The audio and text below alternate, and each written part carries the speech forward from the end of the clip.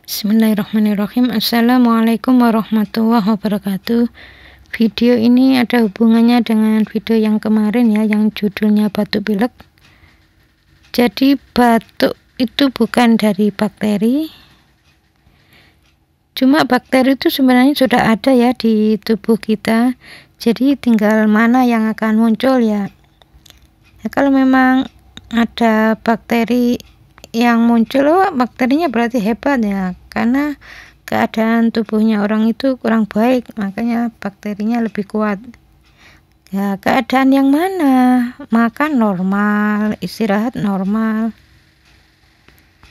Jadi kalau orang mengatakan ini disebabkan karena bakterinya hebat ya, kalau orang itu sama, misalnya ini ada orang mengatakan begini ya, karena polusi udara ya boleh sih sebenarnya, tapi kalau mencari-cari itu ya tidak akan selesai ya. Kalau seperti itu jadi bicara yang nggak manfaat. Jenisnya apa? Gatal. Nah, tapi pingin sekali ngomong, nah itu nanti orang itu jadi batuk, atau melawan atau memberi argumen tapi argumennya sama sekali nggak manfaat, nah itu jadi batuk. Jadi kalau sudah gitu ya mohon ampun pada Allah ya, nanti bisa berhenti batuknya, insya Allah seperti itu, insya Allah hilang.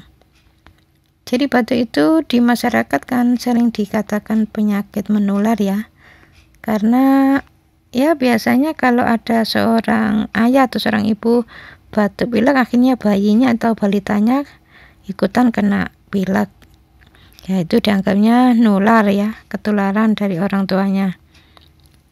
Jadi itu sebenarnya genetik ya, ada genetik bayi yang nanti sifatnya itu sama dengan ayahnya atau ibunya. Jadi sebenarnya genetik bayi atau genetik balita itu dari ayah dan ibunya kan gitu. Jadi kalau ayah dan ibunya batuk, bayinya atau balitanya ya ikut batuk, itu bukan menular ya.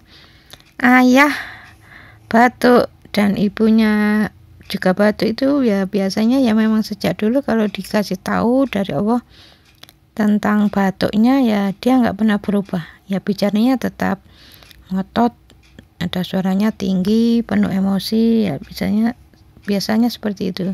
Bicaranya itu nggak manfaat, dia masih aja bicara yang nggak manfaat ya, seperti ghibah itu loh. Sebenarnya dari unsur ghibahnya itu, orang itu kan taunya tuh ghibah itu nggak boleh, ghibah itu nggak boleh, dosa ya, dianggapnya dosa aja, padahal ya sebenarnya ghibah itu ya ngomongan yang nggak manfaat. Jadi orang-orang yang sering ghibah itu biasanya ya gampang batuk. Ini ada pertanyaan, kalau di masyarakat orang batuk itu katanya virus, makanya orang batuk pilek itu bisa menular karena virusnya menyebar kemana-mana. Sebenarnya kalau dari sisi akhlak, misalnya ada ayah ibunya si bayi atau balita itu terkena batuk pilek, terus bayinya atau balitanya ikut pilek, sebenarnya nggak menular ya. Sebenarnya genetik dari bayi itu dari ayah atau ibunya ya. Kalau memang ayahnya dan ibunya seperti itu, sifatnya kan nurun ya. Batuk ini kan sebabnya kan dari akhlak seseorang yang memang kurang baik ya, bicara kurang manfaat, itu kan nanti jadi batuk. Nah, sifat ayahnya atau sifat ibunya ini kan nanti nurun ke anak ya. Nah, itu orang mengatakan kalau ayahnya batuk, ibunya batuk, nanti anaknya ketularan. Itu sebenarnya bukan menular ya. Kalau ayah dan ibunya batuk, bayinya ikutan batuk, itu bukan menular. Ayah dan ibunya itu sejak dulu memang kalau dikasih tahu dari Allah Ta'ala tentang batuknya ya biasanya nggak pernah berubah, tidak pernah tobat, mohon ampun pada Allah ya, tentang bicaranya yang memang kurang manfaat, bicaranya yang ada penekanan Ya dia masih aja bicara seperti itu, nggak manfaat ya, akhirnya diberi peringatan oleh Allah dengan batuk. Seperti orang ghibah gitu. Ghibah itu kan sebenarnya unsur salah satunya ya, cuma orang muslim ini nggak tahu ya. Jadi sebenarnya dari unsur ghibah itulah yang membuat orang itu batuk. Cuma orang muslim itu ya taunya pokoknya ghibah nggak boleh, dosa gitu aja. Ghibah itulah batuk pilek ya, salah satunya itu. Cuma orang muslim itu ya sebagian besar nggak tahu ya, ada yang tahu hanya sebagian kecil, karena bicaranya nggak manfaat. Ghibah itu kan bicaranya nggak manfaat ya, efeknya terhadap kesehatan itu ya betul-betul ada, tapi orang itu ya nggak tahu, pokoknya ghibah nggak boleh, dosa gitu aja.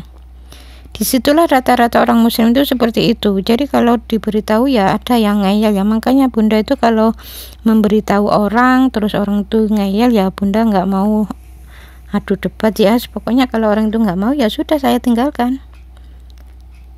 Misalnya ada orang suudon terus pusing ya, orang itu ada yang nggak percaya kalau diberitahu ngeyel, ada yang seperti itu ya. Yang diberitahu itu ya orangnya ya sudah lebih tua ya, lebih tua daripada bunda ya. Kalau sudah nggak mau ya nggak apa-apa ya, saya tinggalkan, saya nggak ngotot.